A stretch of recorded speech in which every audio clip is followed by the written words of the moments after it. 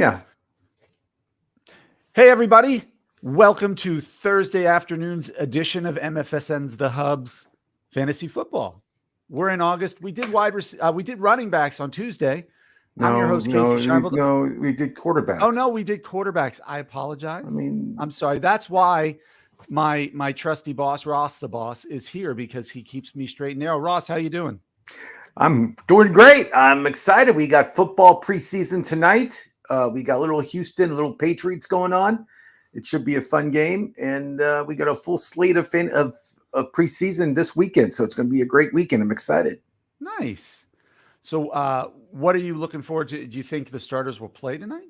No, you won't see anybody remnants of a starter. Maybe that kid Zappia or Zappy, whatever his name is, for the Patriots. But no, you're not going to see any of the starters.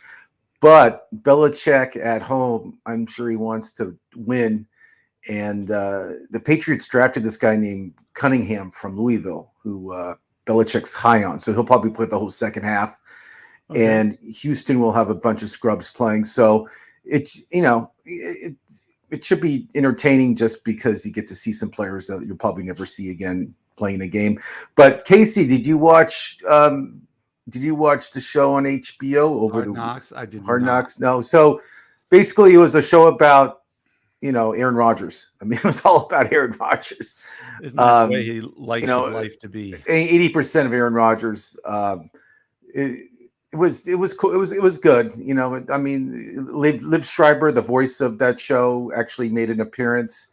He flew in on a helicopter at the Jets practice and he met Aaron Rodgers, who Aaron Rodgers wanted to meet. Hope I'm not spoiling anything for anybody, but it's not a big deal. And they showed the Hall of Fame game where the Jets lost, but they didn't really care that much about losing, obviously. But it was entertaining just because I enjoy that show. A lot of cool stuff happened. Cool. All right. So when does it air? Or I guess you can catch it. It airs Tuesdays, but they air it every night on HBO. I mean, you can catch it on HBO. Just on HBO, it's on. But I mean, it's Tuesdays at 10 o'clock Pacific or Eastern. All right. So today we're going to talk wide receivers. We're going to talk our top 10s. We're going to talk potential sleepers. And then we're going to talk about the guys we're most worried about at the draft position they're going at, or we'll call them busts, right? So sure. I don't think there's any debate who the top two receivers in football are from a fantasy perspective. I decided today I was going to look around at a bunch of different sites and see if anybody knocked Justin Jefferson and Jamar Chase from 1 and 2 respectively. And I didn't see it anywhere. No, even with Burrow's injury. I mean, again, he was asked, Coach Taylor of the Bengals was asked, what's the status on Burrow? And he says it's several weeks, which is fine. The Bengals haven't played a preseason game yet, and there's 4 of them, so we at least have a month. But I mean, it's amazing that he didn't drop it all just because Burrow's strained calf. But I mean, both those guys are in their prime of their career. They're going to have huge years. I mean, you can't go wrong taking either of them. You're 100% right. Okay. So since we have that out of the way, Ross, I'll let you tell me who your next couple receivers are and why. So Justin Jefferson 1, Chase 2. No reason to explain it. Jefferson will both those guys will have huge years. I don't have to get into it with you. It's a waste of time.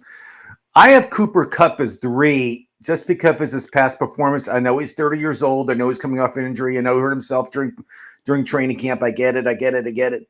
But it doesn't matter. Cooper Kupp will be ready regular season, and he'll have touchdowns. He'll have receptions. He'll have targets. Everything I'm saying he'll have. And he's just such a strong, number 3 pick for a receiver side. It's just, I can't say no. Who's your 3? I have Tyreek Hill at 3 just because of great one. That offense is kind of built for him. 2 is an incredibly accurate quarterback. If he stays healthy, there's no reason he and Waddle won't be up there with the best 1-2s in football. But I love Cooper Kupp. I think I have him at 4, although I could easily make him an argument for 3 because the Rams are going to be throwing the ball a lot because they're not a great team. Matt Stafford is supposedly healthy this year. And I mean, Kupp has proven it doesn't matter how many guys you guard him, you try to cover him with, that he can find space and he can find the ball. And he and Matt Stafford have such good chemistry that it's scary to watch. So if he's healthy, if that knee, he comes back from it as strong as he was before. Yeah, I mean, he could chart. He's a top 3 wide receiver. Absolutely. Yeah, I had Hill 4. He said before the season, before he went to training camp, he's going through 2,000 yards and he's going to win the Super Bowl for the Miami Dolphins. I like to see him get 2,000 yards. That'd be awesome. I mean, I would love to see a receiver do that. That'd be the best. I don't know if he'll do it this year just because Waddle is on the other side, and he's going to have a good year also. But you can't go wrong with Hills as 4. 5, I took just because Josh Allen is going to be such a great quarterback this year. I took Diggs just because who his quarterback is, and Diggs is solid every year. I mean, the guy, I know he opens his mouth and he gets in trouble, and I get it. He's unhappy this week. He's happy this week. I mean, it's an emotional roller coaster with that guy, but doesn't matter. I'll take Diggs as my 5 receiver. Case, who do you like? Yeah, I like Diggs at 5. I didn't put him at 5, but I could I'm a Maryland guy. He's a Maryland alum. Yep. So I'm a big fan. And he's at that age now where he's kind of got the wisdom and smarts of the older receivers, but still has the athletic ability. So that could certainly work in his favor. And it's not like DeAndre Hopkins ended up in Buffalo to take any of the volume away from him. But my number 5 is actually Amon-Ra St. Brown. It's a little bit of a reach because I've seen him ranked anywhere from 7 to 10 by most places. But I just think the guy is that good. And I love Detroit's offense this year. I never thought I'd say that ever.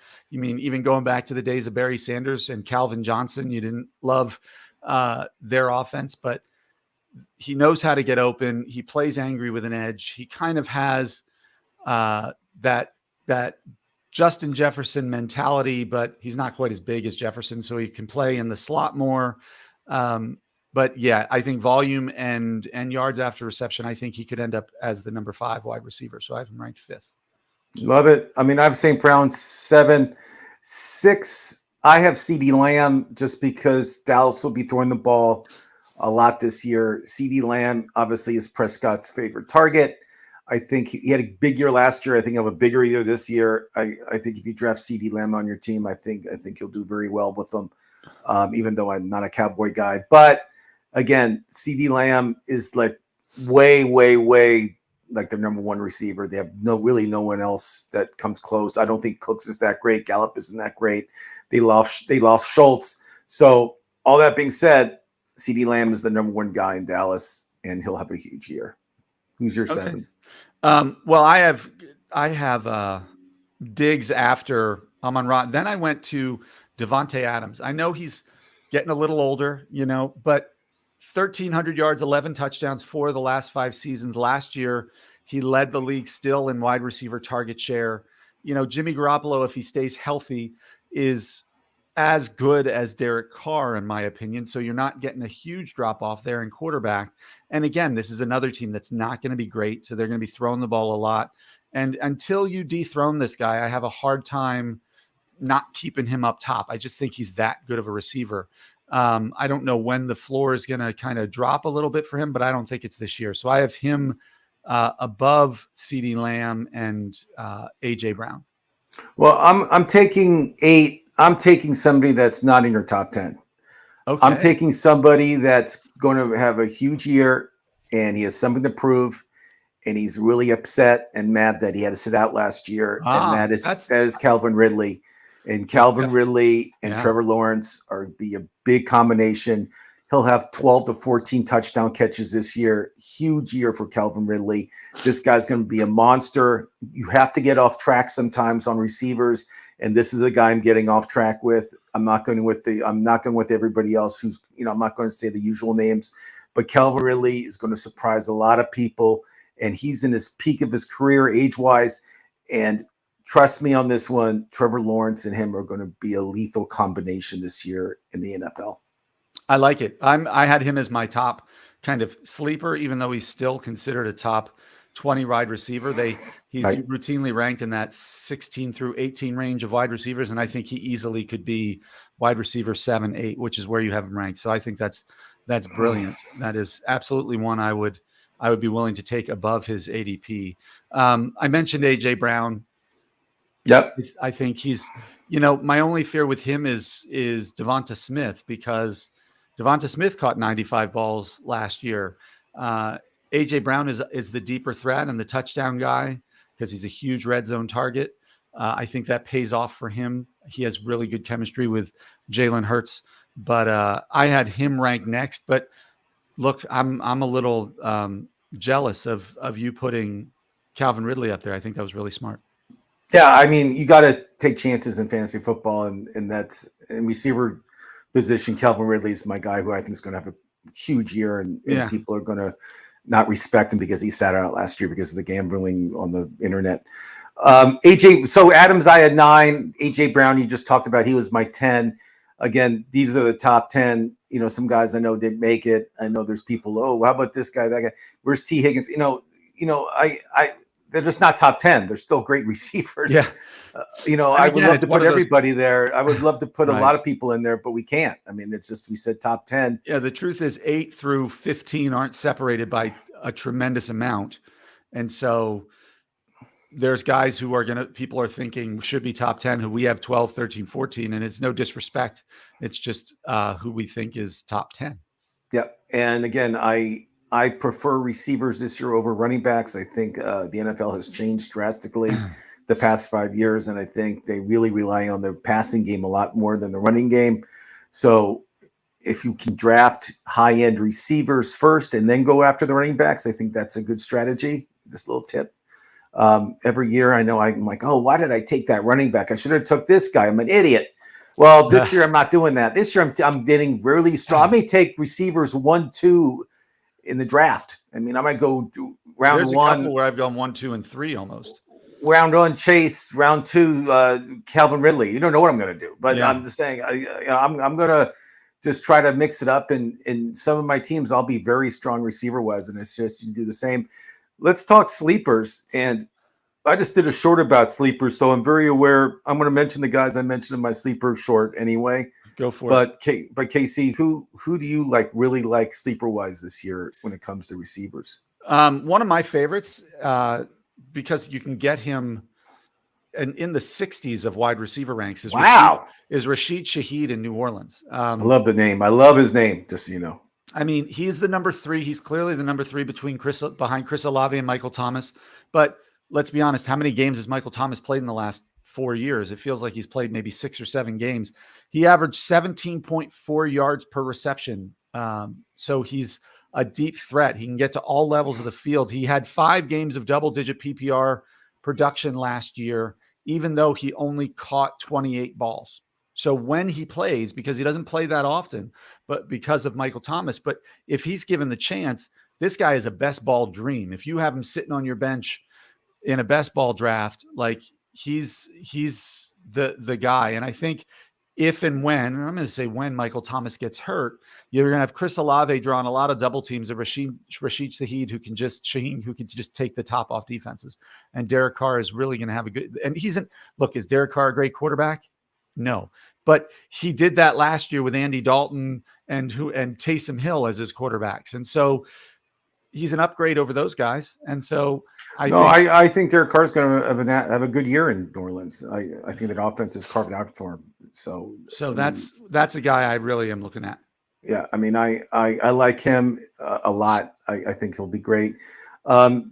Deontay Johnson, the number 1 receiver in the Steelers, 0 touchdowns, right? 0 touchdowns. So I think he can top that maybe in the first 2 games.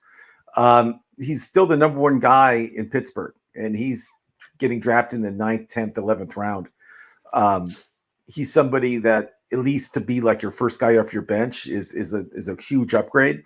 And his potential wise, he can be huge. I mean, he's so much skill and so good. And I think Pickett, the quarterback for the Steelers, will just be better this year. It's his 2nd year in. So I see him having a massive year. I'll give you one more, then you can go. Hollywood Brown of the Arizona Cardinals. He's the number 1 guy there. I don't know what the deal with Murray is. I don't know when he's coming back. I don't know what's going on. That doesn't matter. Hollywood Brown will get his targets. He'll get his receptions. He'll get his touchdowns. You can put anybody in his quarterback. It doesn't matter. I don't even know who the backup is in Arizona anymore. It's Colt McCoy is going to be starting right now. Colt McCoy, who greatest name in one of the greatest names ever in football. So yeah, I love Hollywood Brown, and without Hopkins there, especially, he'll get the ball a lot. Yeah, he should wear number 45 though. I just think that would be better. Yeah, that's good. I am going to go with a rookie, and my top rookie sleeper. I have two. I have one too. Yeah, who is it? I'm going with Jonathan Mingo. I love the name Mingo. It is a good name. It is very much a good name. The reason I'm going with him is because who's in front of him in Carolina, right? Like everybody talks about Jonathan Mingo is kind of built a lot like AJ Brown and looks a lot like AJ Brown, this big, strong, fast receiver who can catch the ball contested and has strong hands. And it's Adam Thielen, who, let's be honest, is a quality number 2 receiver, but is in the decline of his career. DJ Chark, I don't know what he's done really to warrant consideration since like 2019 or 20. He hasn't had a really good year. People like Terrace Marshall for the LSU guy who was as highly touted as Jefferson and Chase coming out of college, but hasn't really done it. I just think rookie quarterback can develop a lot of chemistry on the backfields with a rookie wide receiver when they were doing the rookie camps and stuff like that. I think Jonathan Mingo is that lottery ticket who you don't even have to pay for. I don't even know if he's getting drafted in the first 12 rounds or 14 rounds of fantasy of 12-team drafts that you can get, who by the middle of the season might have a clearly defined role and be very helpful. I did pick him up in best ball a few drafts. He was available like in the last or second to last round, and I picked him up. So I agree with you with Mingo. I think he's going to have a big year. He was unbelievable in college. Another rookie I like that I think will be the number 1 receiver is Zay Flowers, Boston College. He is tearing it up in camp right now. I mean, no one can guard him. I mean, he just flies. And the receivers there, let's be honest, OBJ, they signed him. Who knows if he's healthy. I mean, he's in the decline of his career. He was great when he played for your Giants, but he has done nothing since. And then Rashad Bateman, and we got Bateman, who's been a big bust. I feel. I mean, every year I see, draft Bateman. He's going to be great. Draft Bateman. He's bomb. He gets hurt. Yeah. I mean, it's been a disaster with Bateman. Zay Flowers and Lamar Jackson are going to be a great combination together, and you'll be sorry you didn't draft this kid if you don't do it now. So draft Zay Flowers. He is my sleeper pick. I like it.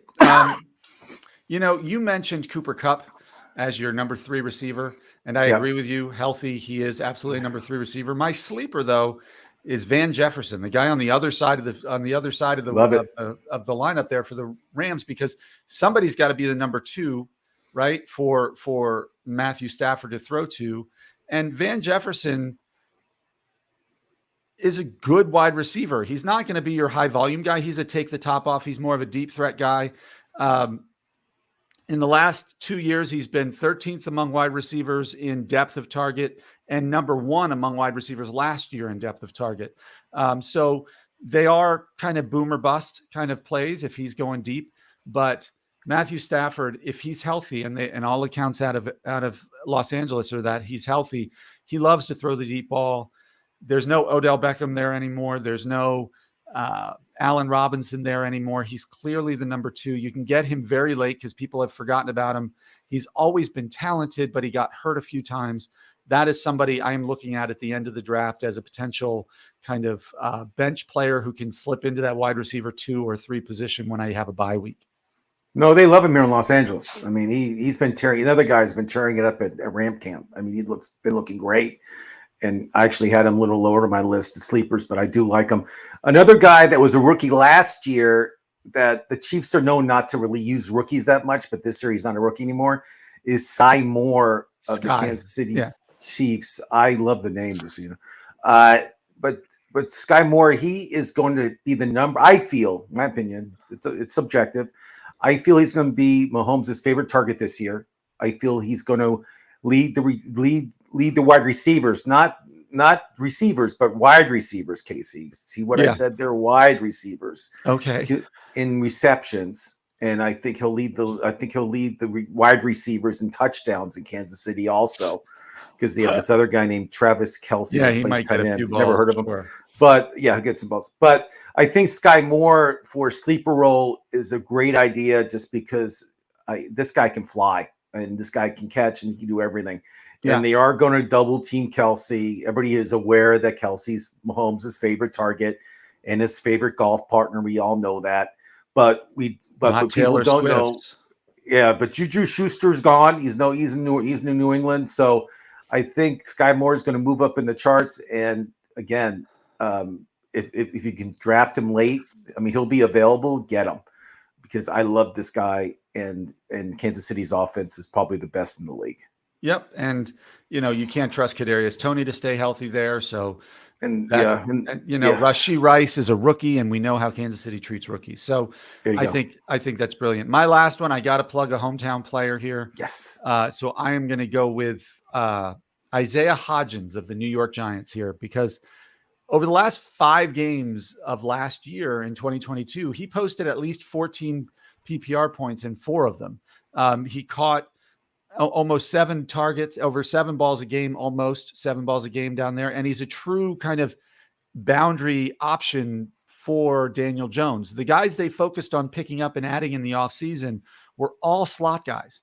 You got, Paris Campbell, Jalen Hyatt. So none of these guys are ones who are going to really compete on the outside with Darius Slayton and Isaiah Hodgins.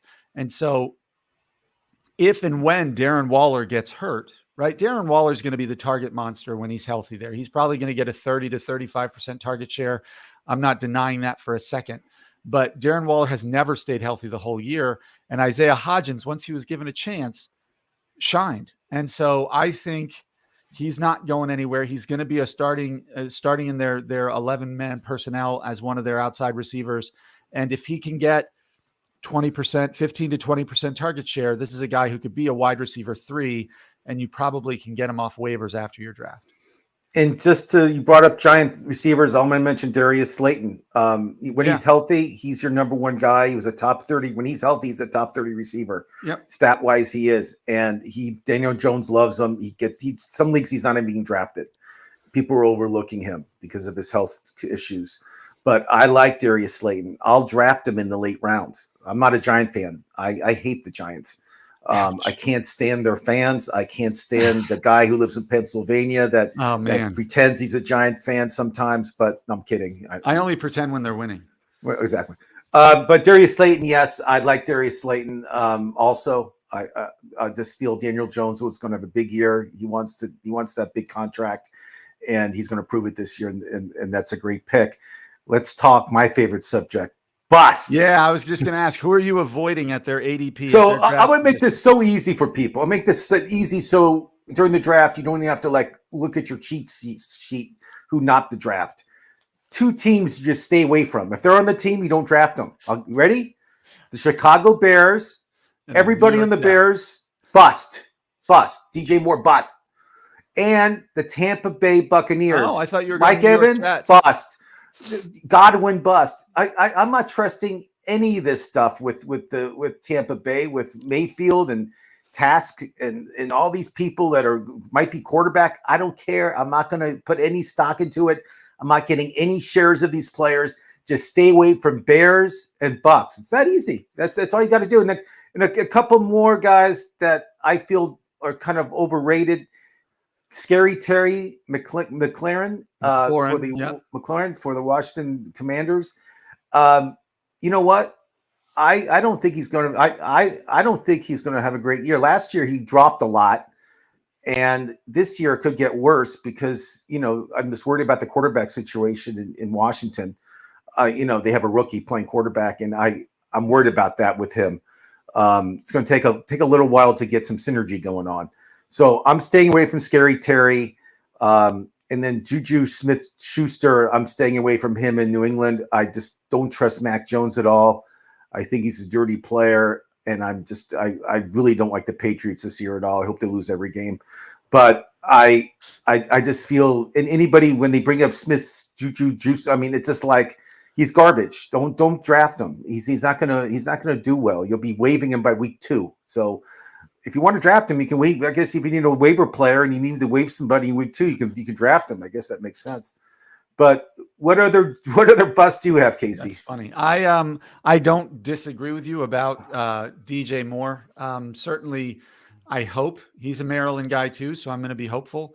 But it's Justin Fields I don't trust. It has nothing to do with DJ Moore. No, I mean, let's be honest with Justin Fields. That's really quick. Now, Justin Fields, his first option when it's a pass play, it's not passing, it's running. So even though these receivers complain they're open, he doesn't care. He's going to run the ball if he has a chance to. So that's the big thing with me with the receivers for Chicago is they're not going to get the ball that much because he does not like to throw. He likes to run around like a maniac, which is fine because he does it very well. But receiver wise, these guys are just not going to have good years. And I wish I had better news for people that have receivers in Chicago, but I don't. Yeah. Let's see. So I had McLaurin on my list. Scary Terry. I think I'm going to put every rookie wide receiver on the list every rookie. Why even the guy, even Addison from Minnesota, unbelievable. Yeah. Tell me why. Well, just because rookie wide receivers tend not to produce in the early half of the season. They just don't. The best ones get better as the season goes on, like the Jamar Chases, the Justin Jeffersons, even Garrett Wilson, and Chris Olave. But for the most part, they just don't adjust to the NFL game quick enough to be that dynamic in the first round. And Jackson Smith-Njigba, Quentin Johnston, Zay Flowers, Jordan Addison, like they're coming into, other than Jordan Addison, the other three are coming into a really crowded wide receiver situation. Njigba has DK Metcalf and Tyler Lockett. Johnston has Keenan Allen and Mike Williams. Zay Flowers has Bateman, Mark Andrews, Odell Beckham, and a Lamar Jackson who loves to run too when he gets the ball outside the pocket. So I worry about the three of them. Addison probably has to me, the most redraft value this year of the four of them. But he's the third target at best in that lineup. And KJ Osborne, their number 3 receiver, is, as you pointed out in a previous, I think, when we were talking about Kirk Cousins on Tuesday, is a pretty good receiver. And so he's number 3 in the receiving chart there. So if he's only getting a 10% share, but because he's a first round pick, he's getting overdrafted. So I'm going to put all the wide receivers there. You talked about DJ Moore. You talked about McLaurin. I'm going to talk about DeAndre Hopkins. Everybody thinks. Tell me. I'm curious.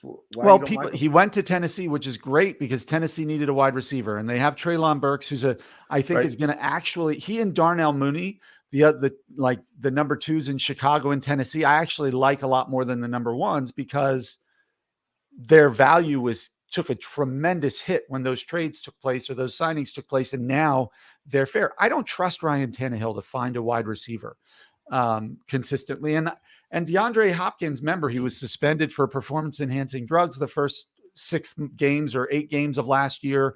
He's on the downside of his career, but people are still assuming he's going to go back to being, Nuke Hopkins of his early days in Arizona and his days in Texas. And I just don't see it. I'm not going to spend a 2nd or 3rd round pick on DeAndre Hopkins in a standard draft.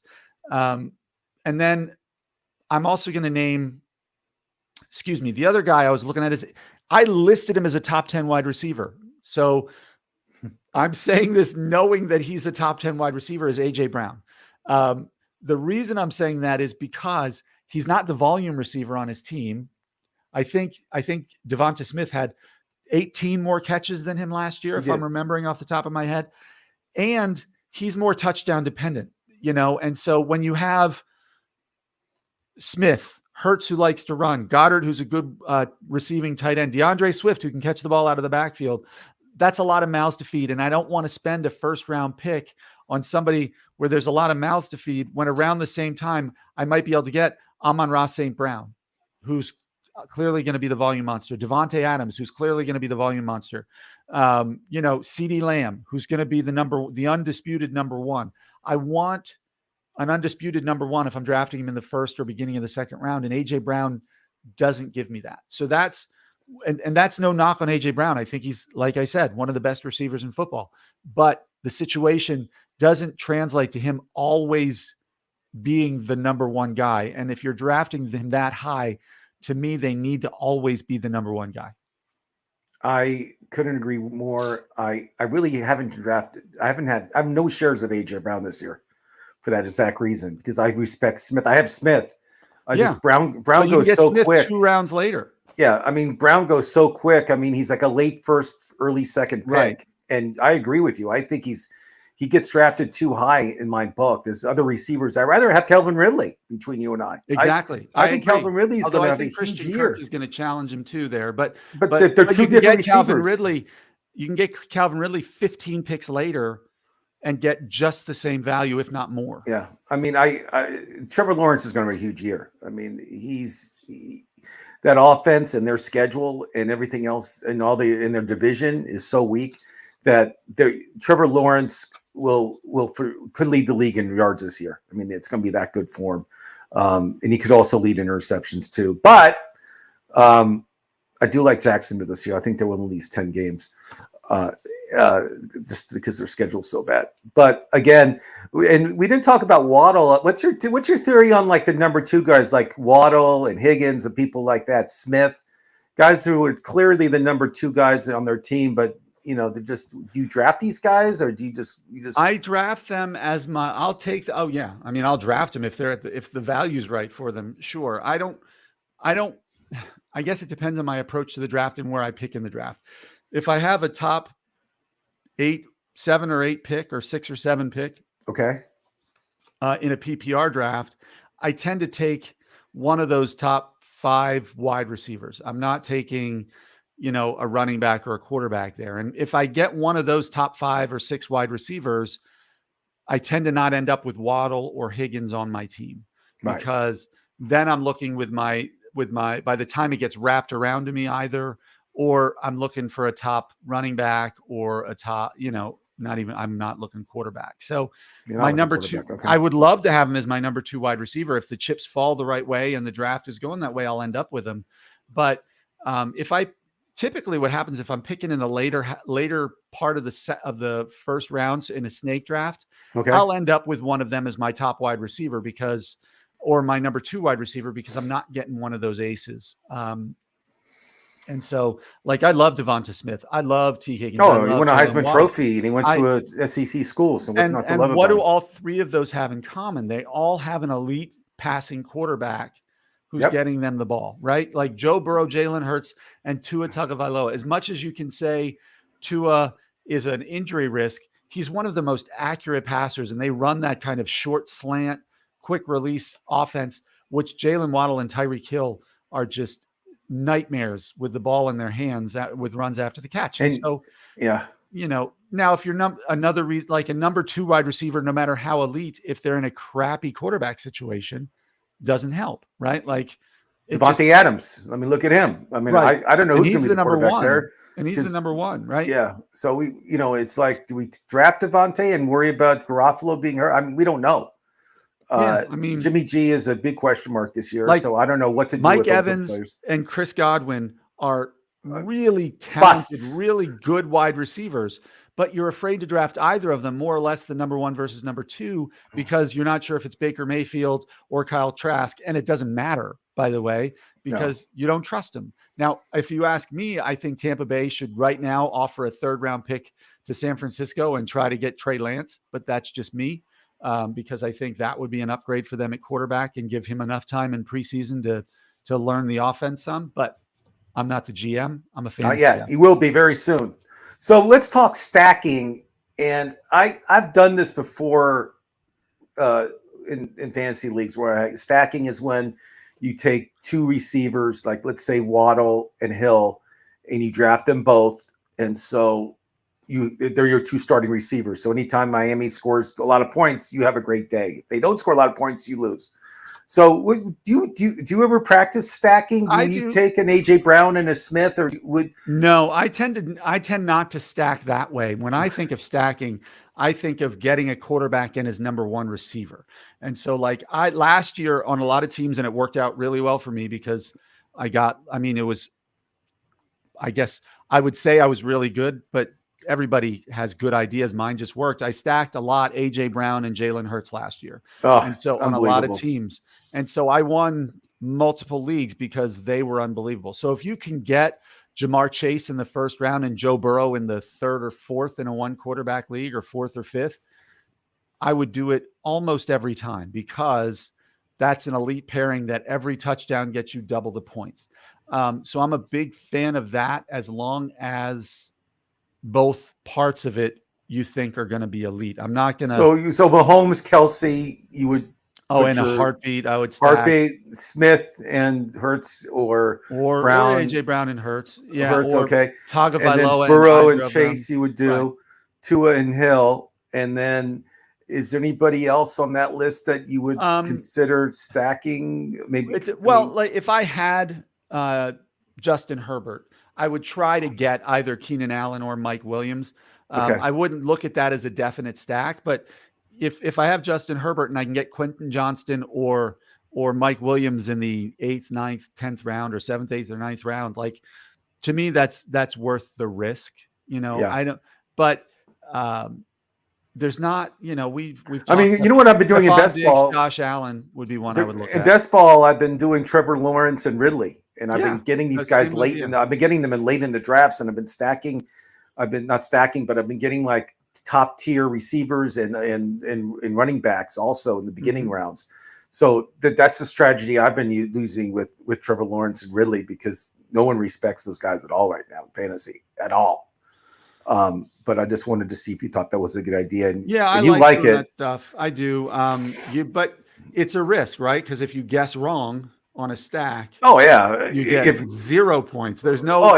It's one of those no insurance policy type of plans. So in best ball, though, you're right. Best ball is a great theory, because typically in best ball you have one quarterback, 3 wide receivers, 2 running backs, and a tight end count as scoring. But you don't have to pick starters and bench players. They just take your top quarterback. So if you have Trevor Lawrence and Daniel Jones, let's say you got as your backup, right? And you stack Calvin Ridley with Trevor Lawrence, but they have a bad game, but you also happen to be lucky enough to have, pick another wide receiver. It doesn't, or 2 wide receivers who have good games. It doesn't matter. It doesn't hurt you. So in best ball, stacking is absolutely the way to go, because when they blow up, your whole team blows up. And when they don't, you don't have to pick who starts and who doesn't. Yeah, I'm just telling you. I mean, I haven't really been any real drafts yet for regular fantasy, just best ball stuff. My first draft is I think next week. Yeah, I have a couple next week. Yeah, it's next week, but we haven't even played one. A lot of teams haven't played one preseason game yet, so it's not like we're deep into fantasy drafting yet. We've got a little bit to go, but I'm excited, Casey. It should be a fun year, especially in the wide receiver position. Yeah, it's going to be a lot of fun. I mean, it's going to be a lot of surprises, and I'm just curious to see some of the names we mentioned in the busts and the sleepers come through. Watch like all the receivers for the Bears are like top 10. We'll replay this in November and see how close we were. Yeah, all the receivers for the Bears are top 10, and same with Tampa, all the players you mentioned that are going to be sleepers or like benched or hurt. Right, exactly. All the rookies are top ranked, and I'm sitting there. They never draft a rookie. So, and Justin Jefferson's bench for dropping the ball too many times. That'd be great. But I'm excited, and we can watch a little preseason if you guys are bored this weekend, and you want to see players that will probably be working at different jobs by the end of August. But it's what preseason with me is this: you'll see a lot of players you recognize from college football. If you college football, you'll see a lot of those guys. I'm excied. Whatever it means, football's starting, right? I got I'm a soccer guy, so Premier League starts this weekend with soccer. And you got college football starting in a couple weeks, and you got the NFL preseason going full swing this weekend. So let's have some fun. Let's watch it, and we'll recap it all on Tuesday. Sounds good. I'll see you next week. Good night, everybody.